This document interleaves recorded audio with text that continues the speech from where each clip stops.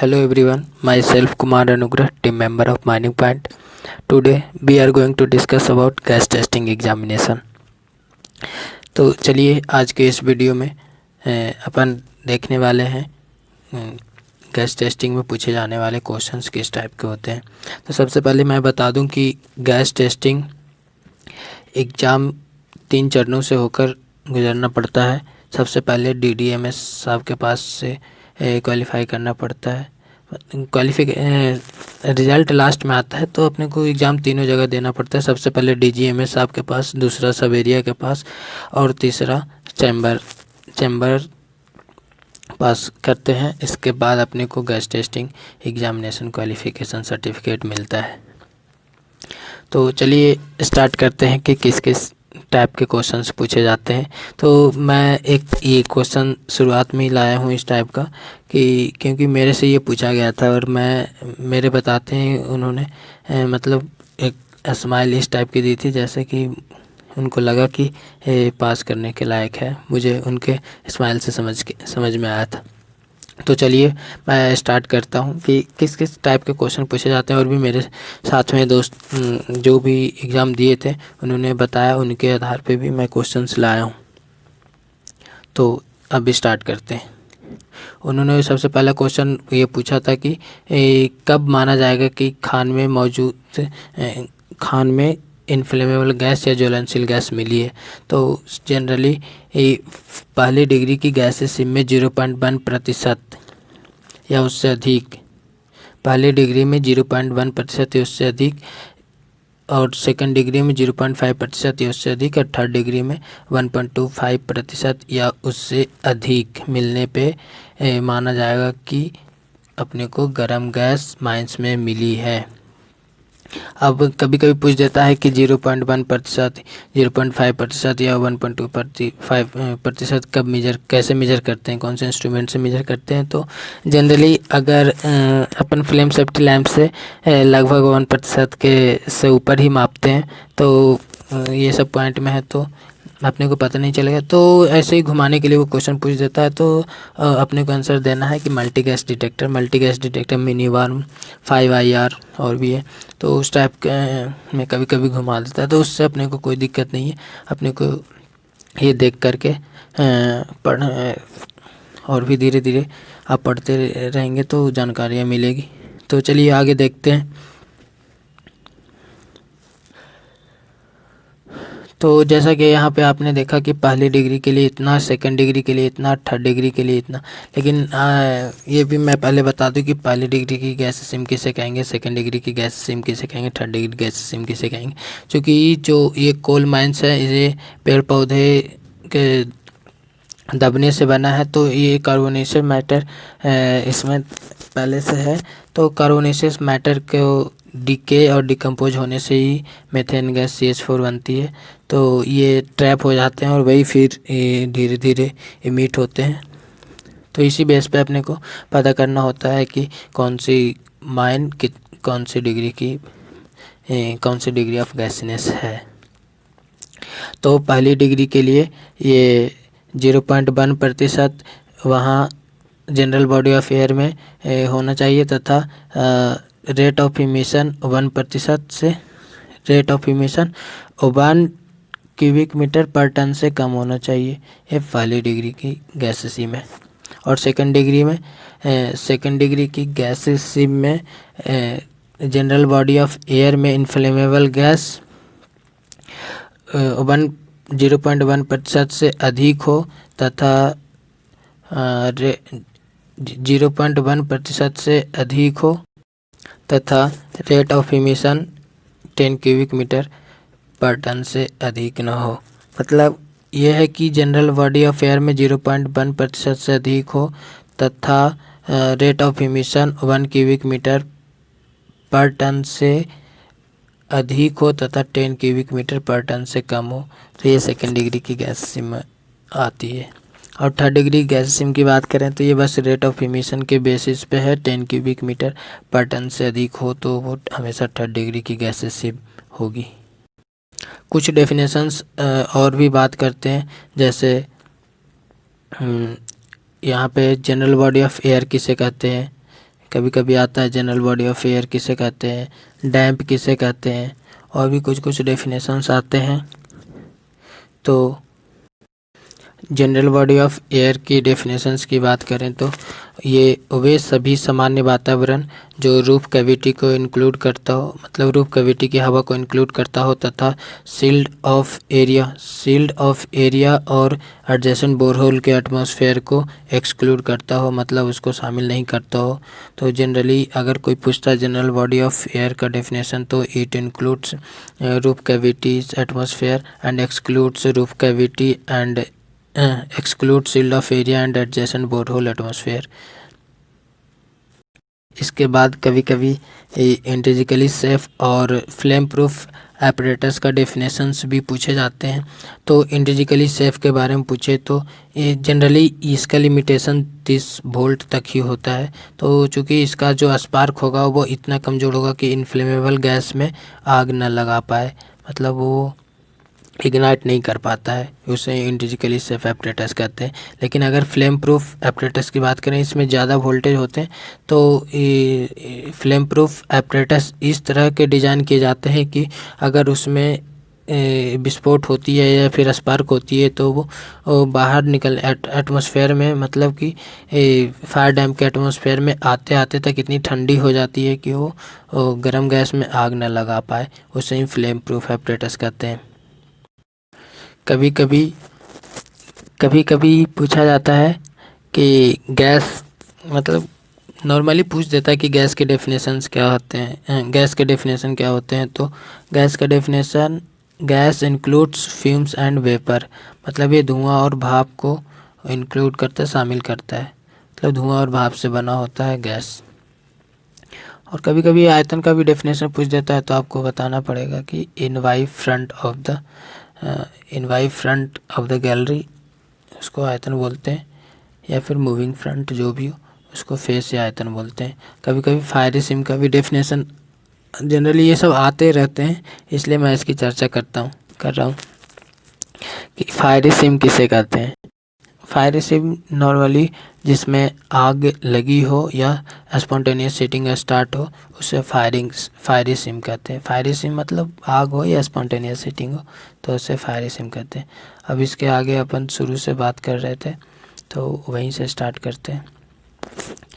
हाँ, तो अपन बात कर रहे थे ये फर्स्ट डिग्री में ज्वलनशील गैस की मात्रा कितने पाए जाने पे मौजूद माना जाएगा। तो फर्स्ट डिग्री के लिए 0.1% उससे, सेकेंड डिग्री 0.5% उससे अधिक, थर्ड डिग्री के लिए 1.25% उससे अधिक। अब आगे अपन बात करते हैं स्टैंडर्ड ऑफ वेंटिलेशन, जो रेगुलेशन 153। तो जनरली कभी कभी वो पूछ देता है कि स्टैंडर्ड ऑफ वेंटिलेशन कौन से रेगुलेशन में है और इसका टोटल पॉइंट्स बताएं। तो आपको ये याद करना पड़ेगा क्योंकि बहुत ही इम्पोर्टेंट रेगुलेशन है। आजकल तो 137 रेगुलेशन पूछे जा रहे हैं, तो आपको उसको भी अच्छे से देख लेना पड़ेगा, मतलब याद करना पड़ेगा। तो अपन 153 स्टार्ट करते हैं। तो सबसे पहले कि अपन ऊपर की पॉइंट को छोड़ते हैं क्योंकि वो किसी काम का अपने को अभी ज़्यादा इम्पोर्टेंट नहीं लग रहा है, क्योंकि यहाँ से अपने को ज़्यादा काम का है। तो फर्स्ट जो हवा भेजेंगे माइंस में, लास्ट वेंटिलेशन कनेक्शन तक भेजा जाता है हवा, फिर वहाँ से रिटर्न होता है। तो इस बेस पे अपने को पूछा कितना क्वांटिटी हवा भेजा जाता है। तो इसके हिसाब से पहले पॉइंट की बात करें तो प्रति व्यक्ति, सबसे बड़ी शिफ्ट के प्रति व्यक्ति पर 6 क्यूबिक मीटर प्रति मिनट या प्रति टन दैनिक उत्पादन पर 2.5 क्यूबिक मीटर प्रति मिनट के हिसाब में से दोनों में से जो अधिक होगा वो लास्ट वेंटिलेशन कनेक्शन से गुजारा जाएगा। मतलब which ever is more that pass through the last ventilation connection. मतलब जैसे अगर मान लीजिए 300 व्यक्ति सबसे बड़ी शिफ्ट में 300 व्यक्ति काम कर रहा है और एक दिन का दैनिक उत्पादन 400 टन है। तो इसके हिसाब से 300 व्यक्ति है तो 300 इंटू 6 कर देंगे, क्योंकि 6 क्यूबिक मीटर प्रति मिनट के हिसाब से प्रति व्यक्ति पर। तो ये हो गया 1800, एक केस में 1800, और दूसरा केस की बात करें तो 400 प्रति टन है 2.5, तो 400 इंटू 2.5 1000 हो गया। तो 1000, 1800 और 1000 में से 1800 अधिक है, तो लास्ट वेंटिलेशन कनेक्शन से 1800 गुजारा जाएगा। ये इस पॉइंट्स का कहने का मतलब ये है। अब अपने दूसरे पॉइंट्स की बात करें तो ऑक्सीजन की मात्रा 90% से कम नहीं होना चाहिए तथा कार्बन डाइऑक्साइड की मात्रा 0.5% से अधिक नहीं होना चाहिए। ऑक्सीजन की मात्रा 19% से कम नहीं होना चाहिए और कार्बन डाइऑक्साइड 0.5% से अधिक नहीं होना चाहिए। एक वो कार्बन मोनोऑक्साइड का इसमें नहीं दिया हुआ है, मतलब वो दिया नहीं जाता, लेकिन अपने को पता होना चाहिए कि कार्बन मोनोऑक्साइड 50 ppm से अधिक नहीं होना चाहिए, उसका थ्रेशोल्ड लिमिट 50 ppm है। और ppm को प्रतिशत में बदलने के लिए आपको 10,000 से भाग देना पड़ता है, तो वो मैं आगे बताऊंगा कि कैसे कन्वर्ट करते हैं ppm से प्रतिशत में और प्रतिशत से ppm। तो अब यहाँ पे थर्ड पॉइंट की बात करें तो जनरल बॉडी ऑफ एयर में इस 153 के अनुसार जनरल बॉडी ऑफ एयर में इनफ्लेमेबल गैस 1.25% से अधिक नहीं होना चाहिए। ये स्टैंडर्ड ऑफ वेंटिलेशन के लिए स्टैंडर्ड जो है 1.5% inflammable gas general body of air में नहीं होना चाहिए तथा रिटर्न में 0.75% से अधिक नहीं होना चाहिए। और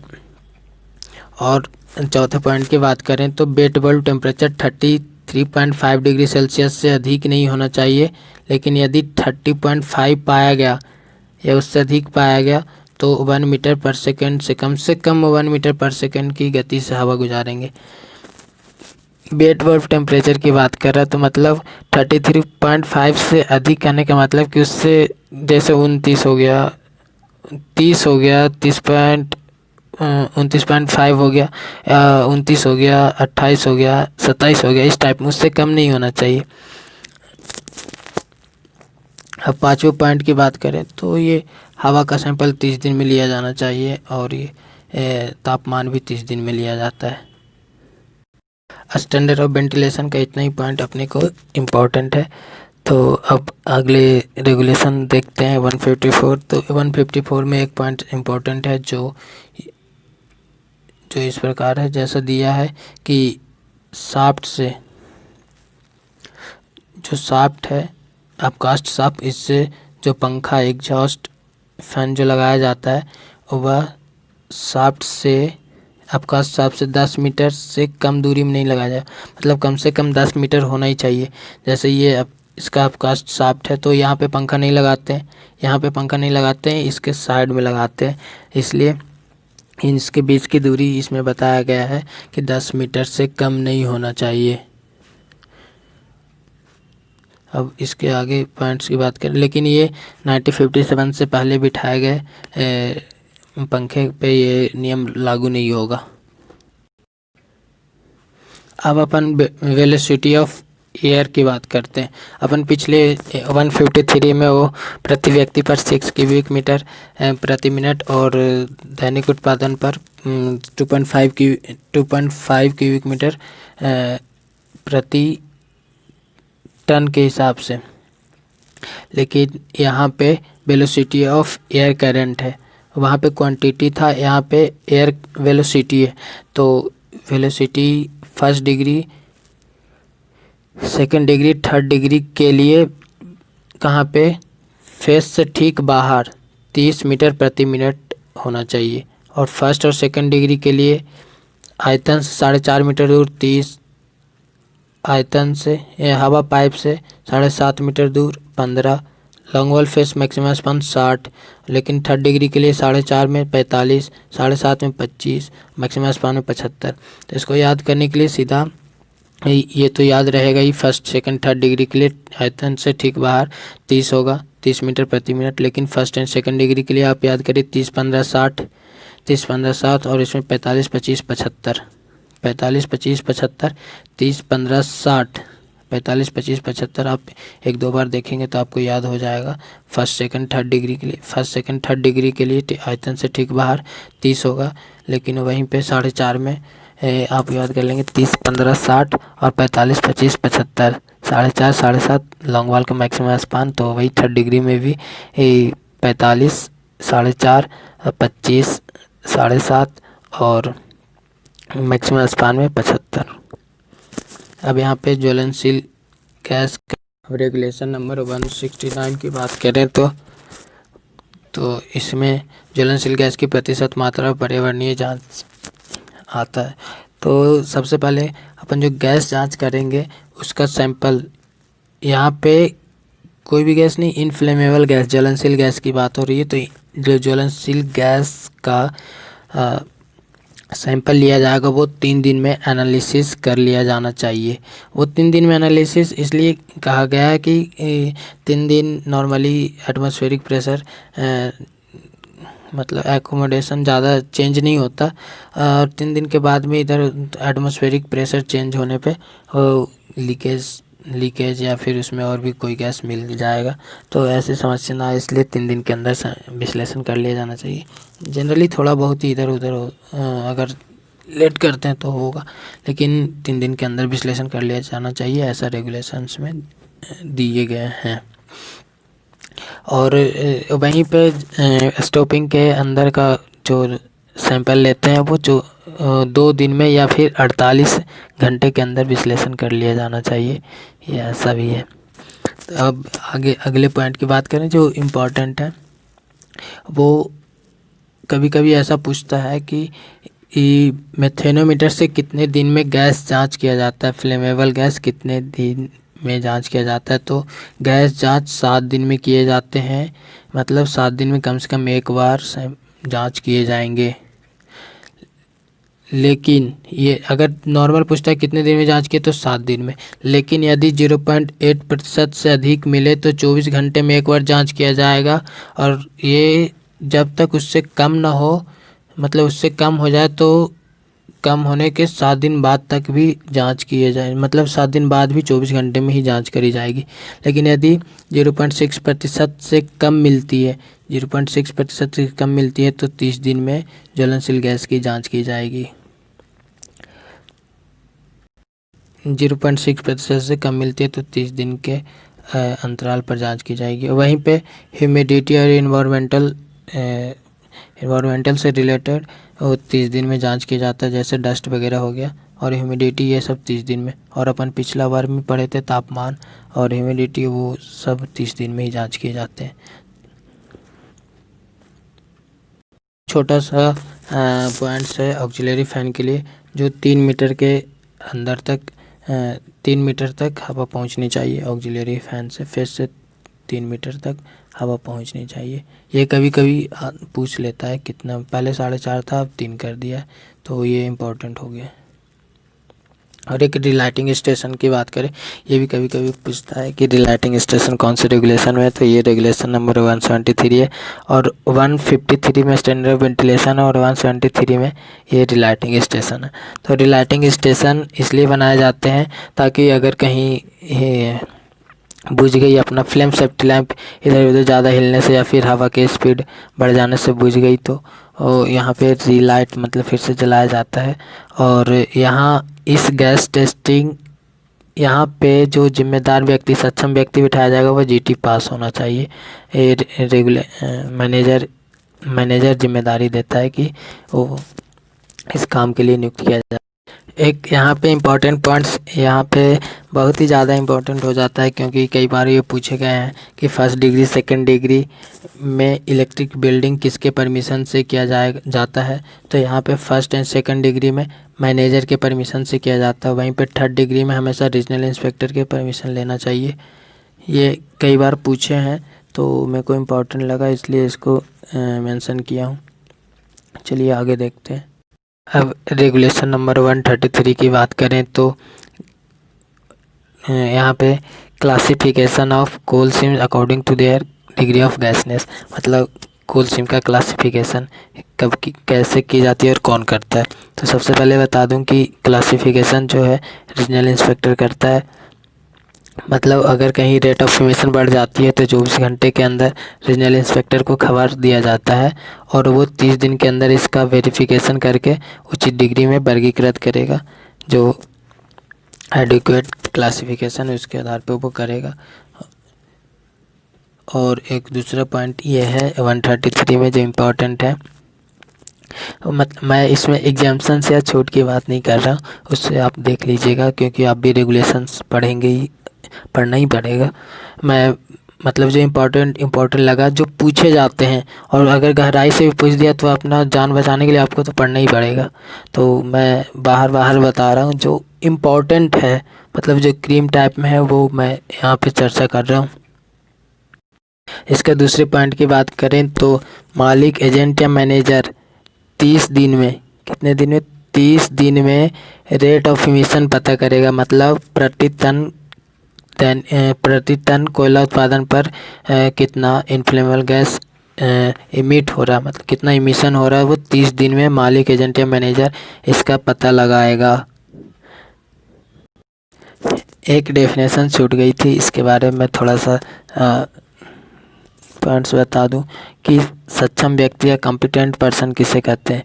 तो कॉम्पिटेंट पर्सन की बात करें तो जो 20 वर्ष की आयु कंप्लीट कर चुका हो तथा जिससे मैनेजर किसी भी काम के लिए जिम्मेदारी दिया गया हो, मतलब जो 20 वर्ष की आयु कंप्लीट कर चुका हो तथा जिसे मैनेजर किसी काम के लिए जिम्मेदारी दिया हो तो उसे सक्षम व्यक्ति कहा जाएगा। वहीं पे जो शॉर्ट फायरर होता है वो सक्षम व्यक्ति होता है, और लेकिन माइनिंग सरदार की बात करें तो वो ऑफिशियल पर्सन्स के अंदर आता है। यहाँ पे ये 2-3 पॉइंट्स है जो उतने इम्पोर्टेंट नहीं है लेकिन आपको जानना चाहिए। जो फर्स्ट या सेकंड डिग्री में मतलब कितने डेटोनेटर ब्लास्ट किए जाएंगे, मतलब 2 प्रकार का जो एक्सप्लोडर होता है, single shot, multi shot exploder से कितने डेटोनेटर ब्लास्ट किए जाएंगे तो उसका भी यहाँ पे दिया गया है। तो फर्स्ट डिग्री में 50, फर्स्ट डिग्री में सिंगल शॉट से 50 और मल्टी शॉट से 100। सेकंड और थर्ड डिग्री में 40-80, मतलब सिंगल शॉट की बात करें 40 और मल्टी शॉट की बात करें तो 80। और ओपन कास्ट में इसकी मतलब सबसे ज़्यादा होगी क्योंकि उसमें इनफ्लेमेबल गैस की कोई प्रॉब्लम ही नहीं है। प्रॉब्लम सेकंड डिग्री या थर्ड डिग्री में ज़्यादा होती है, इसलिए उसमें सबसे कम होता है 40-80। और ओपन कास्ट की बात करें तो सिंगल शॉट से 60 डेटोनेटर ब्लास्ट किए जाएंगे, मल्टी शॉट से 120 डेटोनेटर ब्लास्ट किए जाएंगे। लेकिन कहीं अपने माइंस में फर्स्ट राउंड में 25 डेटोनेटर से अधिक ब्लास्ट नहीं करने का आदेश है, तो इसी आधार पे ब्लास्ट किया जाता है। इसे जनरली आसानी से याद करने के लिए आपको 40, 50, 60 आप यहाँ पे लिख लीजिए, 40, 50, 60। तो मतलब ये 40 जो होगा सेकंड थर्ड के लिए, ये फर्स्ट के लिए और ये ओपन कास्ट के लिए। तो ये फर्स्ट सिंगल शॉट के लिए, और इधर हो जाएगा इससे दुगना 80, इसका दुगना 100 और इसका दुगना 120। मतलब 40, 50, 60 याद कर लीजिए, इधर 80, 100, 120, इस तरीके से इसे याद कर सकते हैं आप।